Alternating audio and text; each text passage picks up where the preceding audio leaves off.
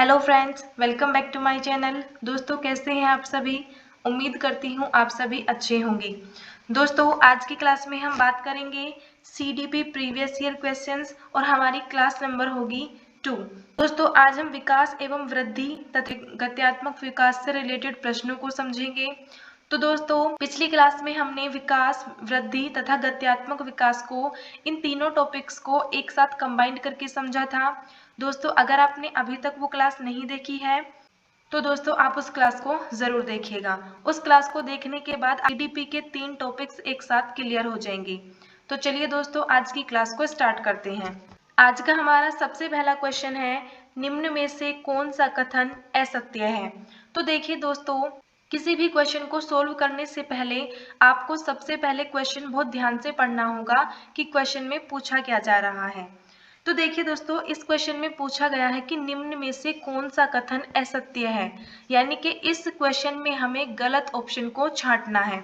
तो first option देखिए, विकास सामान्य से विशिष्ट की ओर होता है।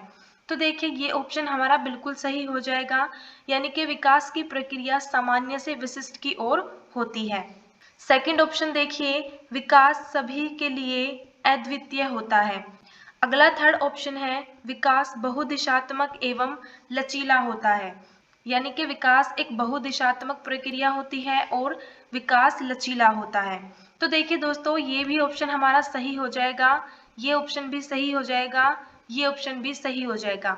अब हम बात करते हैं ऑप्शन नंबर 4 की, विकास सभी में पैर से सिर की ओर होता है। तो देखिए दोस्तों, ये ऑप्शन हो जाएगा हमारा बिल्कुल गलत। विकास की प्रक्रिया सिर से पैर की ओर चलती है, यानी कि सबसे पहले एक बालक के सिर का विकास होता है, उसके बाद उसके इंद्रियों का विकास होता है और फिर अन्य भुजाओं का विकास होता है। तो इस क्वेश्चन का राइट ऑप्शन हो जाएगा ऑप्शन नंबर 4, क्योंकि दोस्तों इस क्वेश्चन में गलत आंसर ही पूछा गया है, इसलिए हमारा ऑप्शन नंबर 4 इसका राइट ऑप्शन हो जाएगा। दूसरा क्वेश्चन है, स्थूल गत्यात्मक और सूक्ष्म गत्यात्मक कौशल के बीच सामंजस्य किसके अंतर्गत होता है? दोस्तों, ये फिल इन द ब्लैंक्स आपको फिल करना है। तो देखिए, इसमें फर्स्ट ऑप्शन है शारीरिक विकास, दूसरा है नैतिक विकास, तीसरा है स्कूल उम्र के विकास, चौथा है किशोर विकास। सबसे पहले हम समझ लेते हैं गत्यात्मक विकास क्या होता है। तो देखिए, गत्यात्मक विकास का अर्थ होता है जिसमें हमारी मांसपेशियों का विकास होता है, उसे हम गत्यात्मक विकास कहते हैं। गत्यात्मक विकास 2 प्रकार का होता है। पहला होता है स्थूल गत्यात्मक कौशल, दूसरा होता है सूक्ष्म गत्यात्मक कौशल। तो देखिए, स्थूल गत्यात्मक कौशल का अर्थ होता है जिसमें हमारी बड़ी मांसपेशियों का विकास होता है, जैसे हमारे हाथों की मसल्स का विकास होना या पैरों की मसल्स का विकास होना। तो सूक्ष्म गत्यात्मक कौशल का अर्थ होता है जिसमें हमारी छोटी मांसपेशियों का विकास होता है, जैसे हमारे हाथों की उंगलियों का विकास होना या पैरों की उंगलियों का विकास होना। तो ये सभी क्या है? सूक्ष्म गत्यात्मक कौशल है। तो देखिए, क्वेश्चन में पूछा गया है कि सूक्ष्म और स्थूल गत्यात्मक कौशल के बीच सामंजस्य किसके अंतर्गत होता है? तो देखिए, इस क्वेश्चन का राइट ऑप्शन हो जाएगा ऑप्शन नंबर फर्स्ट। तो देखिए, ये जो मांसपेशियों का विकास हो रहा है, ये सभी किसके अंतर्गत हो रहा है? शारीरिक विकास के अंतर्गत हो रहा है। तो इसलिए इस क्वेश्चन का राइट ऑप्शन हो जाएगा ऑप्शन नंबर फर्स्ट। चलिए अब हम अगले क्वेश्चन की ओर चलते हैं। थर्ड क्वेश्चन है, गत्यात्मक और संज्ञानात्मक विकास होता है। Fill in the blank fill करना है। फर्स्ट ऑप्शन है बाल्यावस्था तक, सेकंड ऑप्शन है किशोरावस्था तक, थर्ड ऑप्शन है वयस्कता तक, फोर्थ ऑप्शन है संपूर्ण जीवन काल के दौरान। इस क्वेश्चन का राइट ऑप्शन हो जाएगा ऑप्शन नंबर 4, यानी कि गत्यात्मक और संज्ञानात्मक विकास संपूर्ण जीवन काल के दौरान होता है।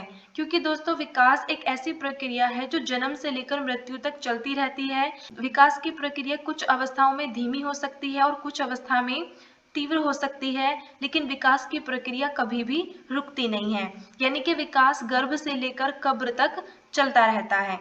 फोर्थ क्वेश्चन है, निम्नलिखित में से कौन विकास के व्यापक आयामों की सही पहचान करता है? फर्स्ट ऑप्शन है संवेगात्मक, बौद्धिक, आध्यात्मिक एवं स्व। सेकंड ऑप्शन है शारीरिक, व्यक्तित्व, आध्यात्मिक एवं संवेगात्मक। थर्ड ऑप्शन है सामाजिक, शारीरिक, व्यक्तित्व, स्वयं। फोर्थ ऑप्शन है शारीरिक, संज्ञानात्मक, सामाजिक और संवेगात्मक। तो देखिए दोस्तों, विकास के 4 आयाम होते हैं। सबसे पहले होता है शारीरिक विकास, दूसरा होता है संज्ञानात्मक विकास, तीसरा होता है सामाजिक विकास और चौथा होता है संज्ञानात्मक विकास। यानी कि दोस्तों इस क्वेश्चन का आंसर 4th नंबर बिल्कुल सही हो जाएगा। 5th क्वेश्चन है शारीरिक विकास को प्रभावित करने वाला कारक कौन सा है?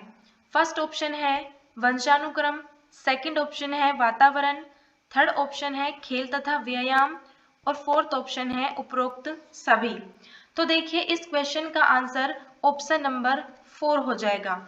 यानी कि शारीरिक विकास को वंशानुक्रम भी प्रभावित करता है, वातावरण भी और खेल तथा व्यायाम भी। तो देखिए विकास बराबर होता है हेरिडिटी इनटू एनवायरनमेंट के, यानी कि किसी भी व्यक्ति का विकास हेरिडिटी और एनवायरनमेंट की अंतःक्रिया के द्वारा होता है। 6th क्वेश्चन है मात्रात्मक व्यक्तिगत क्षमता रूपी प्रक्रिया को कहा जाता है? फर्स्ट ऑप्शन है विकास, सेकंड ऑप्शन है वृद्धि, थर्ड ऑप्शन है संतुलन, फोर्थ ऑप्शन है परिपक्वता। तो देखिए दोस्तों इस क्वेश्चन का राइट आंसर हो जाएगा ऑप्शन नंबर 2, यानी कि वृद्धि। वृद्धि के अंतर्गत जो भी परिवर्तन होते हैं जैसे लंबाई बढ़ना, वजन का बढ़ना, तो दोस्तों इन सभी परिवर्तनों को मापा जा सकता है, तोला जा सकता है, इसलिए वृद्धि की प्रक्रिया मात्रात्मक होती है। तो इस क्वेश्चन का राइट आंसर हो जाएगा ऑप्शन नंबर 2। अगला क्वेश्चन है निम्नलिखित में से कौन सा एक विकल्प सूक्ष्म गत्यात्मक कौशल का उदाहरण है? तो देखिए दोस्तों इस क्वेश्चन को हमने अभी डिस्कस किया है, जिसमें हमने सूक्ष्म गति कौशल, स्थूल गति कौशल दोनों को बहुत अच्छे से समझा है। तो दोस्तों ये क्वेश्चन आप सभी के लिए होमवर्क है। इस क्वेश्चन का आंसर आप सभी मुझे कमेंट में बताएंगे। हमारा 8th क्वेश्चन है एक बच्चे में शारीरिक और गत्यात्मक विकास की दिशा है। फर्स्ट ऑप्शन है शीर्षाभिमुख, सेकंड ऑप्शन है समीप दूरस्थ, थर्ड ऑप्शन है ए और बी दोनों, फोर्थ ऑप्शन है निर्धारित नहीं है।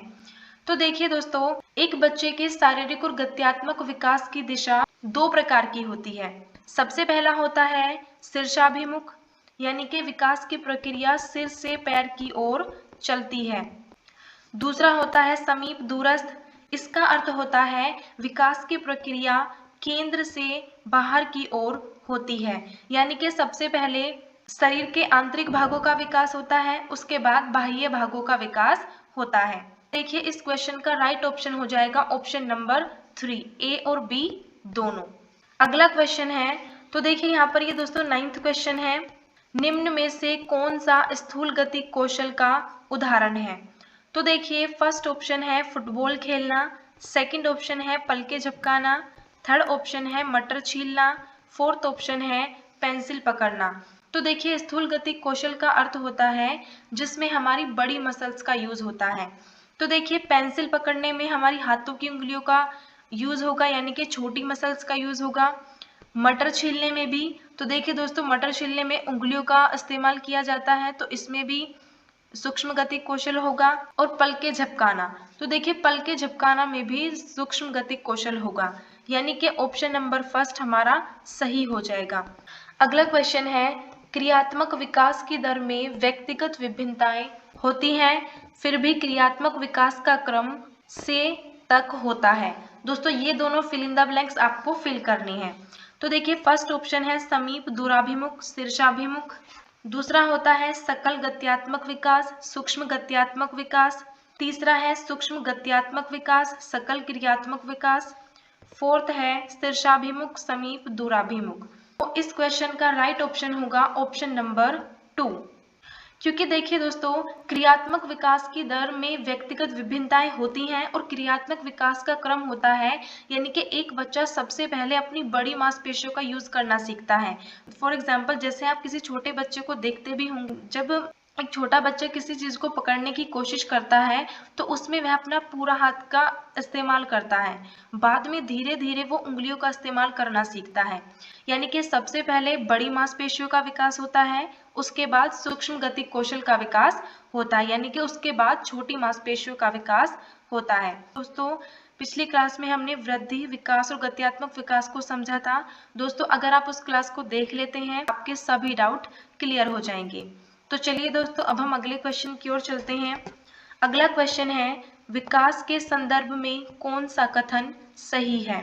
तो देखिए फर्स्ट ऑप्शन है विकास अनिरंतर होता है। सेकंड ऑप्शन है विकास में व्यक्तिगत विभिन्नताएं नहीं होती हैं। थर्ड ऑप्शन है विकास बहुआयामी होता है। फोर्थ ऑप्शन है विकास एक असतत प्रक्रिया है। हमारा ऑप्शन नंबर भी गलत हो जाएगा क्योंकि विकास एक निरंतर प्रक्रिया है जो जन्म से लेकर मृत्यु तक चलती रहती है।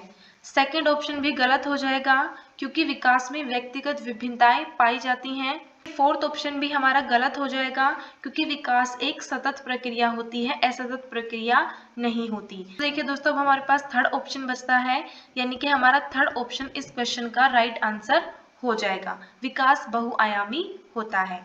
चलिए अब हम अगले क्वेश्चन की ओर चलते हैं। अगला क्वेश्चन है वृद्धि के संदर्भ में कौन सा कथन सत्य है।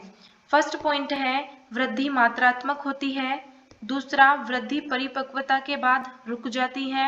तीसरा है वृद्धि की दिशा निश्चित नहीं होती है। फोर्थ है वृद्धि एक सतत प्रक्रिया है। तो देखिए दोस्तों इस क्वेश्चन में थोड़ा सा मिस्टेक हो गया है, यहाँ पर सत्य नहीं असत्य है। मैं इसको ऊपर लिख देती हूँ, यानी आपको बताना है वृद्धि के संदर्भ में कौन सा कथन असत्य है। फर्स्ट ऑप्शन देखते हैं वृद्धि मात्रात्मक होती है, तो ये ऑप्शन बिल्कुल सही होगा, वृद्धि की प्रक्रिया मात्रात्मक होती है। दूसरा वृद्धि परिपक्वता के बाद रुक जाती है, तो ये भी ऑप्शन सही हो जाएगा। और ये किशोरावस्था के बाद रुक जाती है, यानी परिपक्वता के बाद रुक जाती है।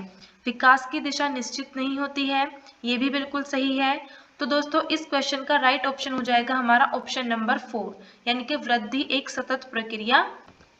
अगला क्वेश्चन देखिए निम्न में से कौन सा विकास का सिद्धांत नहीं है। फर्स्ट ऑप्शन है परिपक्वता और अधिगम का सिद्धांत। दूसरा है सहसंबंध का सिद्धांत। तीसरा है एकीकरण का सिद्धांत।